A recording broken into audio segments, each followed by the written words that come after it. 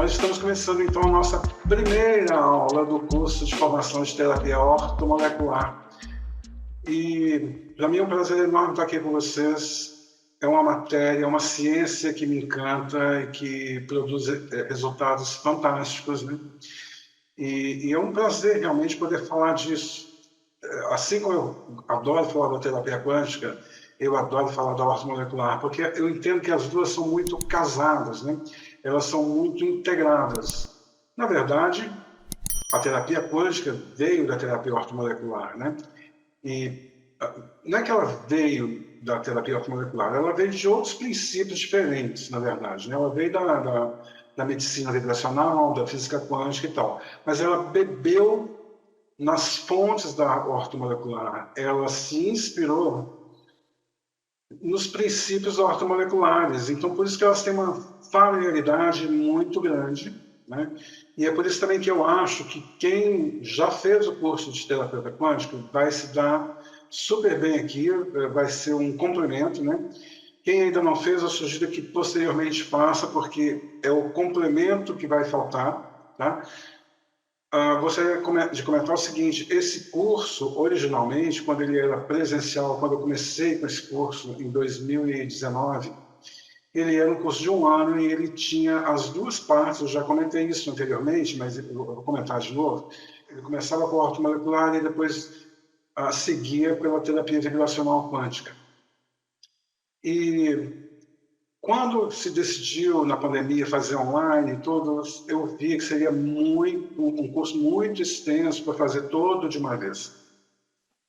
Porque na coisa online é difícil você segurar uma pessoa 1 ano fazendo um curso online à distância, a não ser que você esteja numa universidade, é muito difícil, né? Então eu preferi quebrar o curso em 2. E eu primeiro lancei o curso de terapia quântica. Agora, depois de 2 anos, é que eu estou concluindo o conteúdo colocando a parte da ortomolecular. E certamente quem já fez vai se beneficiar desse curso muito.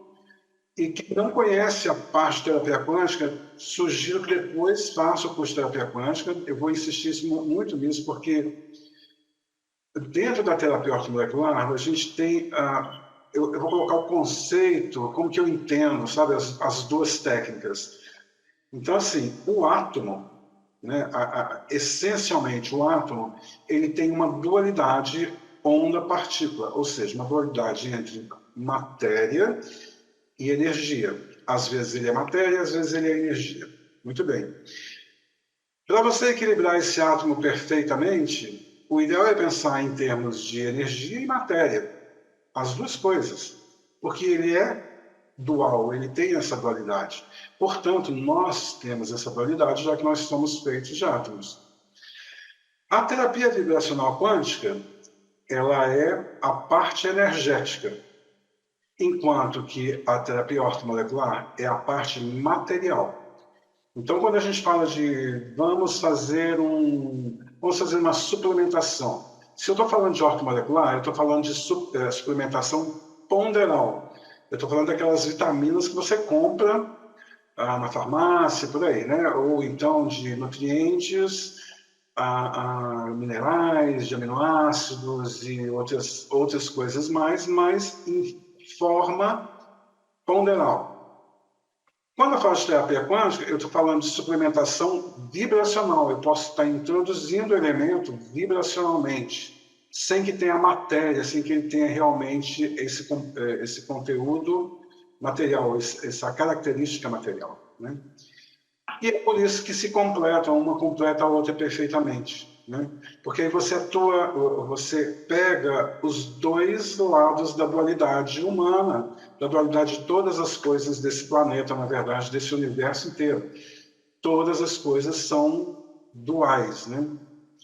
E o mundo é dual, né? Você vê, tem dia e noite, tem calor e frio, essa dualidade está sempre presente, né? Bom, então antes de entrarmos em nutrientes, entrarmos na questão de quais são os princípios da ortomolecular, eu gostaria de contar um pouquinho como que foi essa história.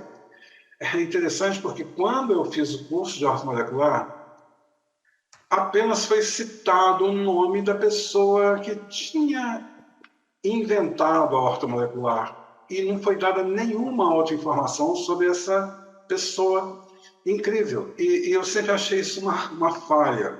E eu tentei corrigir essa falha aqui agora. Então nós vamos falar um pouquinho de quem desenvolveu essa técnica, esse princípio tão fantástico que é a terapia ortomolecular. O termo ortomolecular provém da junção da palavra grega ortos, que quer dizer correto, justo, certo, exato, direito, né? Junto com a palavra molécula. Então é a junção das duas, ortos e molécula. Então o termo significa literalmente a molécula correta. O termo medicina ortomolecular foi introduzido a partir de um artigo publicado na revista Science em 1968, de autoria do químico Linus Pauling. Os termos plástica ortomolecular, terapia ortomolecular, biomolecular e ortobiomolecular, que são habitualmente empregados, foram todos considerados equivalentes, referindo-se à área médica ou terapêutica que busca atingir o equilíbrio das células e das moléculas do corpo humano por meio de técnicas que possam avaliar quais nutrientes, como vitaminas, minerais, ácidos graxos, aminoácidos, possam estar em falta ou em excesso no organismo, por alteração na sua produção ou absorção descontrolada. Linus Pauling, ele nasceu em 1901 nos Estados Unidos. Faleceu em 1994 com 93 anos de idade e muita dedicação à pesquisa, à química e à ciência. Pauling foi um dos mais reconhecidos cientistas do século XX. Prova disso é que ele é, até hoje, a única pessoa que ganhou sozinho 2 prêmios Nobel e por razões completamente diferentes. Linus Pauling se diplomou em engenharia química, tornando-se o principal estruturador da química moderna. Então ele não é qualquer pessoa, ele não é qualquer químico, qualquer cientista. Ele é a única pessoa que ganhou 2 prêmios Nobel, tá? Sozinho. E já tem pessoas que ganharam em dupla, em conjunto, né? Mas sozinho ele foi o único até hoje. Cientista, educador, humanista, combativo e pacifista ao mesmo tempo, foi um homem político, com impacto mundial em cada um desses papéis e um dos fundadores da biologia molecular. Seus conceitos estimularam o debate e a pesquisa. Quanto aos conceitos e práticas ortomoleculares, ele foi incrivelmente inovador no que diz respeito às conexões entre a saúde humana e a nutrição. Ainda que muitas das suas indicações tenham gerado controvérsia, sua reputação científica é segura. Ele combinou o brilho científico, a coragem política e certa dose de teimosia e construiu uma carreira notável como pesquisador, tendo sido considerado o maior químico do século XX. Em 1931, Pauling publicou um artigo chamado Sobre a Natureza das Ligações Químicas. Está para fazer quase 100 anos agora, né? Esse artigo também seria o nome do seu livro mais importante, né? O seu livro mais famoso, publicado em 1939. Ele é considerado um dos mais importantes trabalhos de química de todos os tempos. Para você ter uma ideia, basta lembrar que nos primeiros 30 anos após a sua primeira edição, o livro já havia sido citado mais de 16 mil vezes por outros autores, o que faz dele o livro de investigação mais citado como referência no meio científico. Ou seja, Linus Pauling não é mesmo uma pessoa comum, ele foi realmente muito genial no que ele fez, né? Por seu trabalho sobre estrutura molecular, especialmente das proteínas, Linus Pauling recebeu o Prêmio Nobel de Química em 1954. Linus Pauling também foi um pacifista e ativista pela causa da paz. Ele se recusou, por exemplo, a trabalhar no projeto Manhattan, que produziu as primeiras bombas atômicas durante a Segunda Guerra Mundial. Ele e outros 11.202 cientistas assinaram uma petição às Nações Unidas para que fossem banidos definitivamente os testes nucleares. Quando o presidente Kennedy decidiu dar continuidade ao programa nuclear, Paulo lhe enviou um telegrama dizendo: você dará mesmo ordens que o colocarão na história como um dos homens mais imorais e um dos maiores inimigos da humanidade. Não é qualquer um que ia ter coragem de mandar um telegrama desses, né? E o respeito por ele era tão grande que, mesmo após esse telegrama, ele foi convidado a um jantar na Casa Branca em homenagem aos laureados com o Prêmio Nobel. E chegou mesmo até a dançar com a primeira-dama. Por suas ações e posicionamentos contrários à guerra e às armas nucleares, Linus Pauling recebeu seu segundo Prêmio Nobel da Paz em 1962. Essa façanha o colocou ao lado de Marie Curie, como uma das únicas pessoas a receberem 2 prêmios Nobel em áreas diferentes. Com a diferença que a Marie dividiu o prêmio dela de física com o marido Pierre Curie e com Henri Becquerel, enquanto Pauling recebeu seus 2 prêmios sozinho. Ele foi realmente genial em tudo que ele fez, né? E ele se dedicou mais à química relacionada à mecânica quântica, mas ofereceu importantes contribuições nos campos da química orgânica, da química inorgânica, imunologia, anestesiologia, psicologia, radioatividade e biologia molecular. Linus Pauling é considerado o pai da medicina ortomolecular e ele próprio foi um dos difusores das ideias ortomoleculares. Mesmo quando encontrou oponentes, médicos contrários aos procedimentos que ele propunha.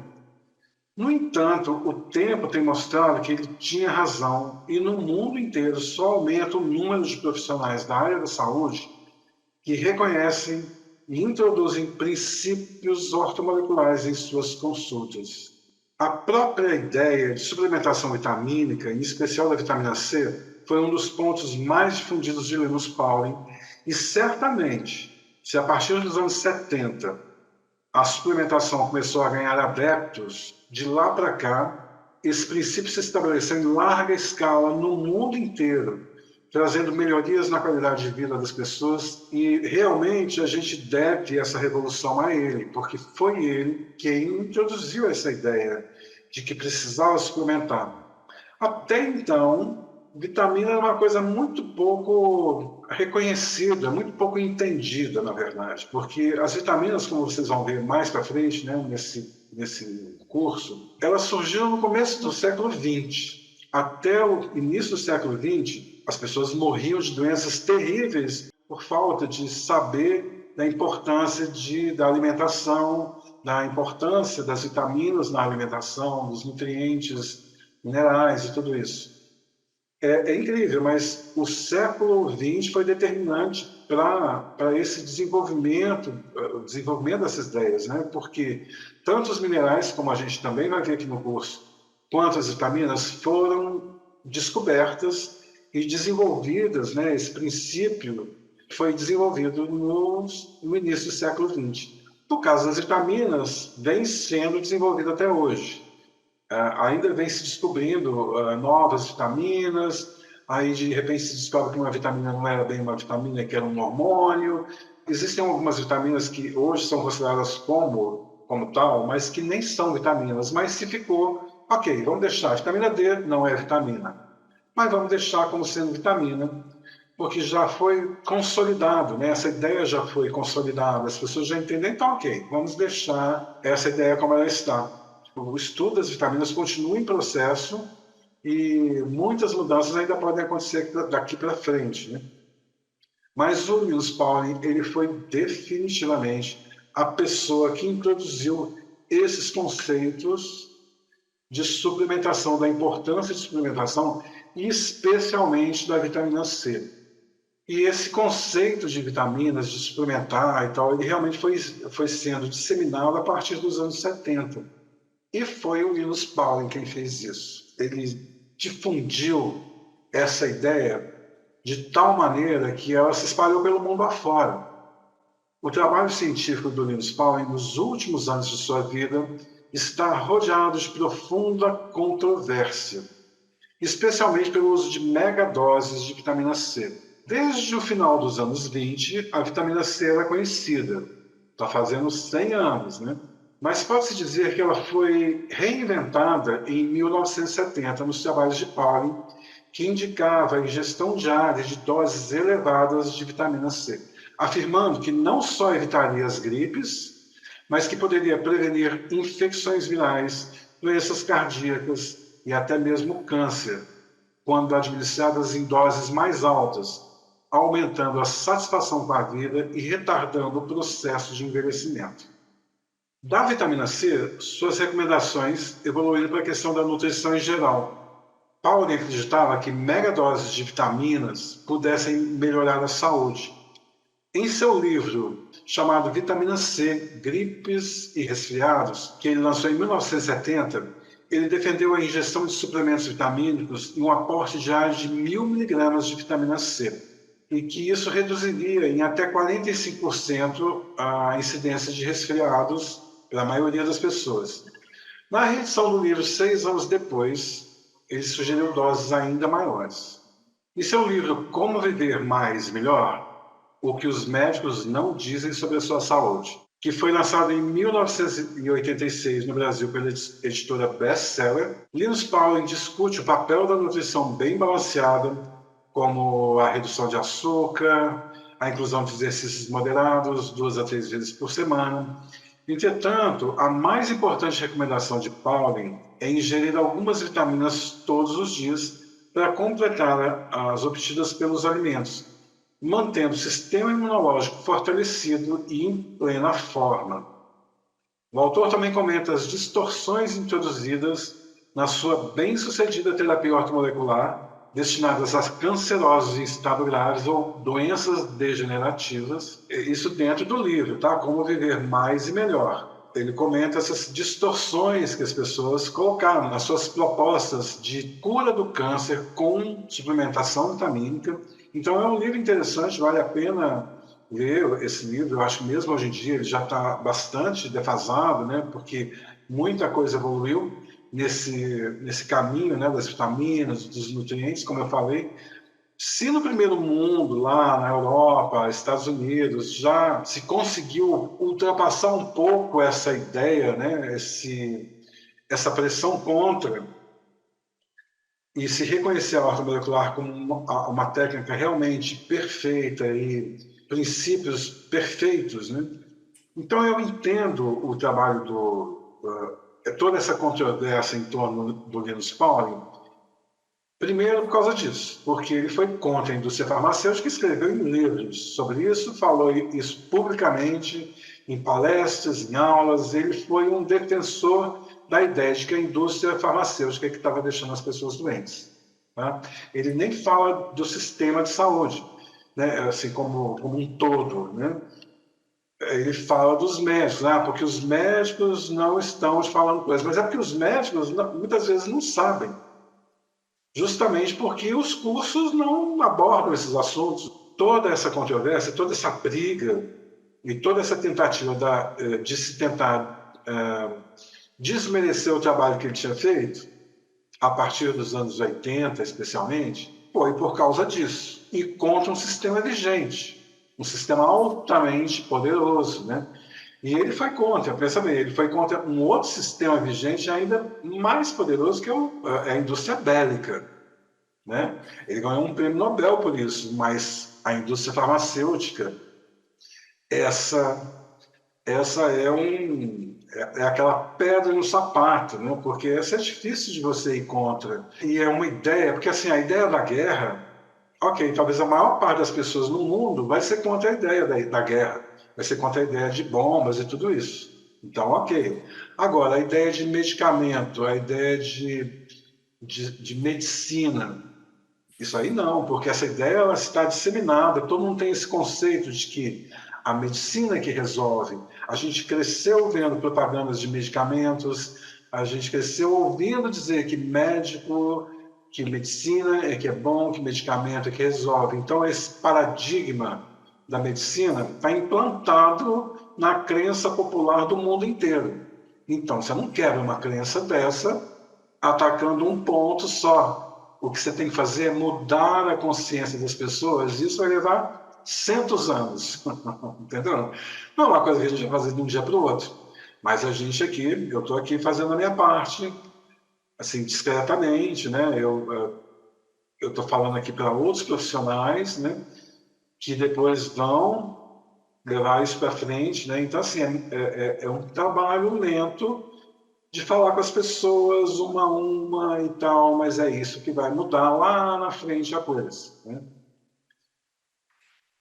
Então, eu acredito que esse bloqueio que a medicina ortomolecular sofreu foi por causa disso. Gente, mas como é que você vai contra um químico que ganhou 2 prêmios Nobel, que foi considerado o maior químico do século XX, o químico mais importante, que escreveu o livro mais importante sobre química?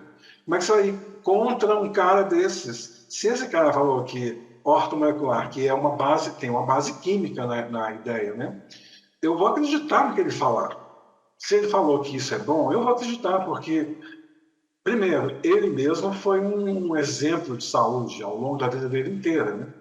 Como que eu vou dizer, não acredito nisso, esse cara aí não é confiável? Como não é confiável? O maior químico do século XX, né? Linus Pauling morreu de câncer de próstata em 19 de agosto de 1994, com 93 anos de idade.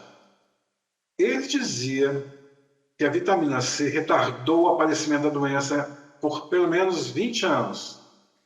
No entanto, todo mundo achava, toda a classe médica dizia que ele estava com câncer justamente porque ele tomava altas doses de vitamina C.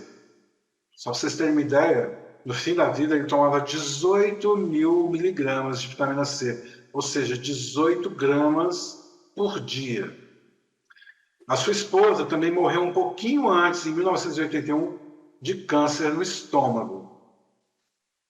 Portanto, assim, eu acho que o que é importante é entender quem é o criador da ortomolecular, porque foi uma pessoa realmente extraordinária, uma pessoa, um ser humano de coração incrível, uma pessoa fantástica, né? E eu acho que é super importante a gente conhecer um pouquinho, pelo menos, dessa pessoa, porque isso dá uma maior consciência de que a ortomolecular não é uma ideia qualquer inventada por qualquer pessoa. Porque é isso que nos tenta fazer acreditar, que a ortomolecular não tem valor, que ela é uma coisa que foi inventada, que não tem base científica, essas coisas. E, na verdade, ela tem, a base científica dela é muito consistente. E para quem quiser saber ainda um pouco mais sobre o Linus Pauling, vai ter ainda bastante informação lá na apostila. E eu gostaria de compartilhar agora 2 videozinhos rápidos. Um contando um pouco da história dele. Parte da história eu não contei aqui, mas vai estar contada lá na apostila. Tem a parte do estudo, de como que foi, a família, onde que eles viviam, como é que funcionava toda essa história dele, né? E aí esse vídeo vai falar um pouquinho disso.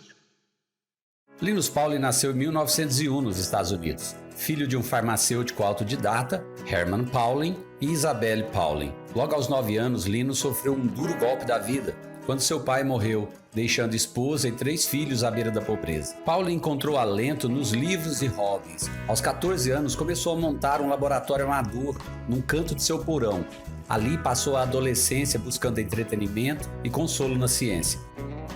Pauling demonstrava frequentemente que sabia mais sobre química do que muitos de seus professores. Ainda na graduação, ele foi convidado a ministrar cursos de química elementar, o que lhe deu, além de autoconfiança, a oportunidade de conhecer Ava Ellen Miller, que estava matriculada em sua turma e com quem casaria anos depois. Quando se formou em engenharia química em 1922, estava muito atento a uma das questões mais importantes da química, sobre como os átomos se uniam para formar moléculas. Para responder essa questão, ele migrou para o campo da química teórica e se matriculou na pós-graduação do Instituto de Tecnologia da Califórnia. Após seu doutoramento, Pauling passou 15 meses na Europa com uma bolsa de estudos visando estudar o básico da estrutura atômica. Nesse período, ele esteve em contato com grandes nomes da física quântica, incluindo Bohr, Heisenberg, Pauli e Schrödinger. Ao retornar ao Caltech em 1927, Pauling começou a aplicar a mecânica quântica a problemas de estrutura e função químicas. Isso culminou com o seu trabalho de 1939, A Natureza da Ligação Química, que encapsulou suas ideias e rapidamente se tornou um trabalho padrão no campo. Já aos 38 anos, Pauling era professor titular no Caltech e o membro mais jovem já eleito para a Academia Nacional de Ciências. E também já era pai de 4 filhos. Após a Segunda Guerra, Pauling se envolveu no ativismo pela paz e, sob a influência de sua esposa, Ava Allen, se juntou a outros cientistas pedindo a supervisão civil e as limitações nos testes nucleares. Suas muitas realizações na química foram coroadas com o Prêmio Nobel de Química de 1954, por sua pesquisa sobre a natureza da ligação química e sua aplicação na elucidação da estrutura e substâncias complexas. Depois de ganhar o Prêmio Nobel, Pauling concentrou sua atenção no trabalho de paz, organizando cientistas e se manifestando contra testes de proliferação nuclear, muitas vezes com grandes críticas e com um alto custo pessoal. Por seu trabalho de ativismo pela paz, ele recebeu o Prêmio Nobel da Paz de 1962. Por mais de 20 anos, entre 73 e 94, a pesquisa de Pauling se concentrou em um campo que ele chamou medicina ortomolecular. Hoje a comunidade científica é unânime em desacreditar esse campo por não haver evidências que o sustente. Apesar disso, ao longo de sua longa carreira, Pauling escreveu mais de 500 artigos e 11 livros. Ganhou todos os prêmios importantes concedidos em seu campo e pode ser considerado o químico mais importante de seu tempo. Pauling faleceu em 1994, aos 93 anos. Gente, olha só, ficou tão patente essa história de que não tem embasamento científico, que a informação saiu nesse vídeo. A pessoa que fez a pesquisa e tal para fazer um vídeo, o vídeo foi postado aí há 2 anos atrás. Então é uma coisa recente. E ele colocou essa informação de que é uma técnica que não tem, totalmente desacreditada pela classe médica. Isso não é verdade. Tá? Isso até pode ter sido verdade lá nos primórdios, lá nos anos 80, 90, a gente pode até chegar lá pelos anos 2000, né? Mas essa ideia já caiu por terra. Tá? Por quê? Porque hoje, se você pegar, por exemplo, um livro do Dr. Irineu Gobspan, e é onde ele fala de várias técnicas terapêuticas que atuam pelo princípio integrativo, pelo princípio sistêmico, ao invés de pensar em termos de partes, né, como é pensada a medicina hoje. E ele coloca nesse livro a informação, quando ele fala da ortomolecular, né, ele fala que a ortomolecular deve inclusive desaparecer nos próximos anos. Mas ele fala isso não porque ela é ruim ou porque ela não vale a pena. Pelo contrário, ele diz que é um princípio tão perfeito, tão correto, que mais para frente ele vai ser absorvido e que isso já vai fazer parte naturalmente de todas as áreas. Todas as técnicas terapêuticas, todas as técnicas médicas já vão usar os princípios ortomoleculares. Isso é o que um médico hoje escreveu num livro. Então, percebe? Não é bem assim, não está desacreditada. Foi desacreditada, né? Ainda tentam desacreditar aqui no Brasil. Você ainda vai ver médicos falando que não tem base científica, vai ouvir. Tá? Mas quando falarem isso, você fala assim, olha, procura se informar melhor, porque eu acho que você está um pouco desatualizado, porque tem embasamento científico sim, e a melhor prova que a gente pode ter é o resultado nas pessoas, né? As pessoas ficam bem utilizando a ortomolecular. Excetuando-se essa informação, acho que o resto do vídeo está bem bacana. Ele contou um pouquinho rapidamente a história, né? E enfim, ok. Eu vou compartilhar um segundo vídeo agora. Esse vídeo agora é o próprio Linus Pauling falando, então é interessante vocês verem ele falando também, né? Então, various substances are normally present in the human body, and many of them required for life and characterized by low toxicity. I call them orthomolecular substances. And I thought, here we have what the Food and Nutrition Board does, estimating the amount, the intake needed to keep you from dying. And that's the RDA. But you can also ask a question, what is the intake that will put you in the best of health, be most effective against disease? And when I looked through the medical nutritional literature to find out what this intake was, I found there was nothing in the literature about it. Practically nothing. Just a few papers had been written on this subject. And, well, how do you find out? It's a little hard. When people ask me, I say, if you still catch colds, you're not taking enough vitamin C. That's one way of finding out. It's interesting that for most vitamins, all animals require the substances exogenously. With little doubt, what happened was 600 million years ago, a primitive animal was running around eating plants, his ancestors, these plants, and his biochemistry was very much like theirs.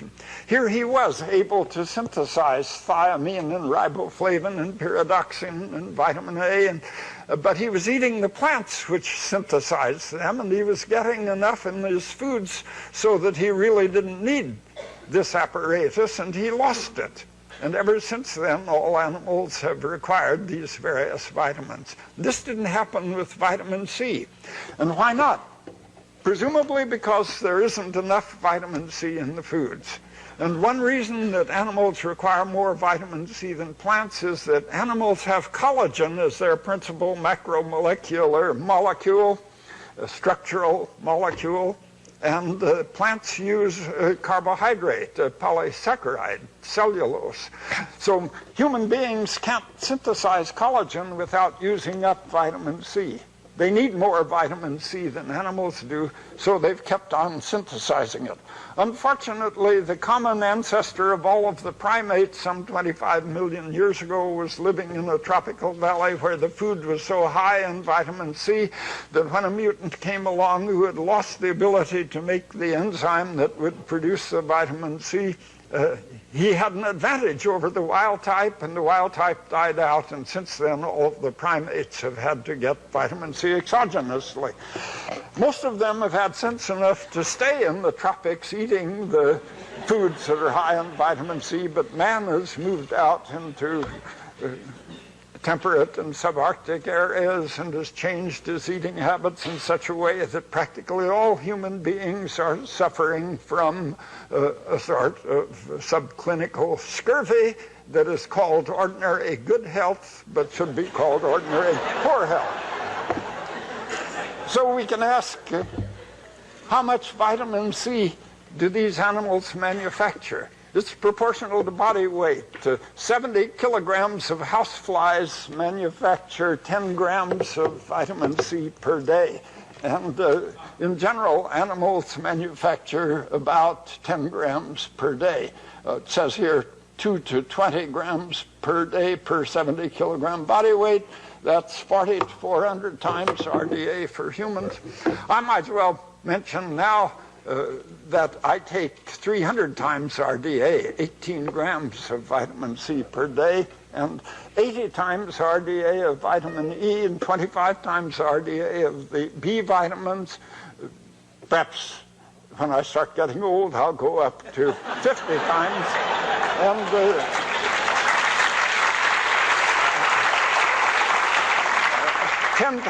10 times RDA of vitamin A. It's interesting that the recommended amount of vitamin C for monkeys is 70 times that for human beings. Easy to understand that, of course. Monkeys are expensive, probably $1,000 each. I don't know, maybe $2,000 each, but worse still, if you've been spending the last year implanting electrodes in their brains and writing down things in a research book and then come in and the monkeys have died, that's a real tragedy. You can't publish a paper, you probably won't get tenure. And so they've worked very hard to find out what the optimum intake of vitamin C is for monkeys. Gente, é só um trechinho para poder mostrar como ele é uma pessoa bem-humorada, uma pessoa incrível, né? E muito seguro do que ele fala, né? É muito interessante. Eu gosto muito da maneira como ele coloca as coisas, né? Mas é isso.